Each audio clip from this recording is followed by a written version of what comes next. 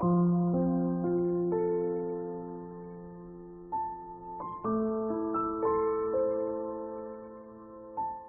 saudara-saudaraku, salam sehat selalu bagi kamu semua. Saya Pendeta Joni Delima kembali menjumpai saudara melalui sapaan firman hari ini. Semoga kehidupan saudara semua dipenuhi sukacita dan damai sejahtera dari Tuhan, dan dengan itu pula saudara terus dimungkinkan untuk menjadi berkat bagi banyak orang. Puji Tuhan karena Dia masih berkenan menjumpai saudara dengan kebenaran firman-Nya. Dan sapaan firman Tuhan hari ini berada di bawah sorotan tema perlindungan dan berkat Tuhan. Untuk pembacaan firman Tuhan, marilah kita berdoa. Ya Tuhan, kepadamulah patut kami haturkan segala pujian dan sembah kami. Sebab kasih dan kesetiaan-Mu tidak pernah berubah sekalipun kami tidak berlaku setia kepadamu. Kami mau belajar untuk taat mengikuti kehendak-Mu. Karena itu kuasailah hati dan akal budi kami dengan Roh Kudus-Mu, agar kami dimampukan untuk mengerti, memahami, dan melakukan firman-Mu. Dan firman-Mu akan menjadi motivasi bagi kami semua dalam menjalani hari ini. Demi nama Yesus Kristus, kami berdoa. Amin. Firman Tuhan terambil dari Ayub pasal 1 ayat 10. Bukankah engkau yang membuat pagar sekeliling dia dan rumahnya, serta segala yang dimilikinya? Apa yang telah dikerjakannya telah kau berkati, dan apa yang dimilikinya makin bertambah di negeri itu. Saudara-saudaraku yang dikasihi dan diberkati oleh Tuhan, kata yang satu ini yakni jaminan, merupakan hal yang tentunya mendatangkan ketenangan dan kedamaian di tengah kita menghadapi situasi dan kondisi hidup yang mencekam. Katakanlah dalam konteks kita sekarang ini, semua orang membutuhkan jaminan akan keselamatan dirinya. Dan sekarang saya mengajak kita semua memperhatikan perkataan iblis kepada Allah karena merasa cemburu pada kehidupan Ayub. Bukankah engkau yang membuat pagar sekeliling dia dan rumahnya, serta segala yang dimilikinya? Apa yang dikerjakannya telah kau berkati, dan apa yang dimilikinya makin bertambah di negeri itu. Perkataan ini keluar dari mulut iblis saat iblis mendengar sanjungan Allah terhadap hamba-Nya Ayub, bahwa tidak seorang pun di bumi seperti dia, yang demikian saleh dan jujur, yang takut akan Allah dan menjauhi kejahatan. Ayub pasal 1 ayat 8b. Siapa sih yang tidak kenal dengan Ayub?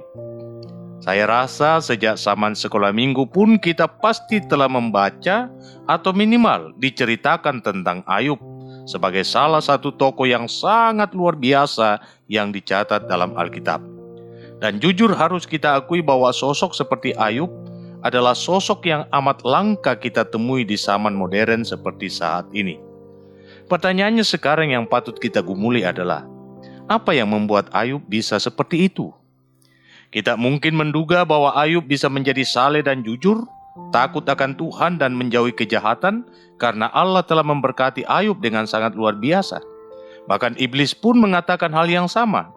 Iblis adalah sosok yang selalu berkeliling dan menjelajah bumi, melihat segala hal yang ada di dunia ini dan berusaha menjauhkan manusia dari Tuhan. Dalam perjanjian baru, iblis disebut singa yang mengaum-aum mencari mangsa untuk ditelannya. 1 Petrus pasal 5 ayat 8. Bahkan iblis memiliki keberanian untuk datang menghadap kepada Tuhan. Dari sisi ini maka saya memiliki keyakinan bahwa iblis adalah oknum yang sangat berkuasa dari dulu hingga saat ini. Bayangkan, bagaimana mungkin iblis bisa berada di Taman Eden dalam bentuk ular dan menyebabkan Adam dan Hawa makan buah dari pohon terlarang.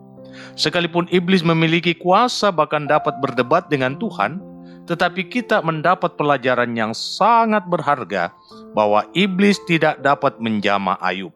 Mengapa demikian? Alkitab mengatakan bahwa Tuhan sendiri membuat pagar sekeliling Ayub.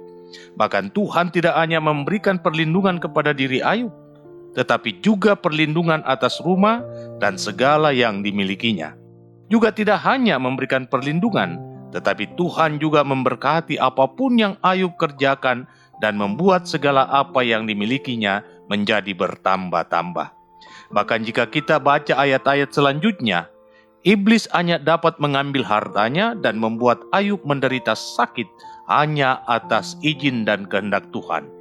Saya dapat bayangkan bagaimana perlindungan yang diberikan Tuhan atas Ayub. Hal tersebut juga berlaku atas setiap anak-anak Tuhan yang sungguh-sungguh hidup takut akan Tuhan, menjauhi kejahatan, dan juga hidup saleh dan jujur. Karena itu saudaraku, kita harus mengintrospeksi diri kita. Mengapa hidup kita sepertinya banyak masalah?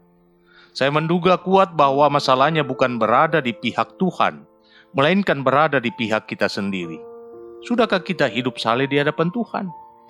Sudahkah kita jujur, bahkan dalam hal-hal sekecil sekalipun? Sudahkah kita takut akan Tuhan, walaupun kita tidak dapat melihat Tuhan secara langsung? Serta sudahkah kita menjauhi kejahatan dalam hidup kita? Jika semua itu sudah kita lakukan, percayalah bahwa Allah akan melindungi dan memberkati kita. Dan kalaupun kita mengalami keadaan yang tak seperti biasa, walaupun kita sudah hidup seperti Ayub, sesungguhnya ada maksud Tuhan yang lain untuk mendewasakan kita. Karena itu camkan firman Tuhan ini, dahulu aku muda, sekarang telah menjadi tua, tetapi tidak pernah kulihat orang benar ditinggalkan atau anak cucunya meminta-minta roti. Mazmur 37 ayat 25. Selamat menjalani aktivitasmu hari ini. Tuhan Yesus memberkatimu.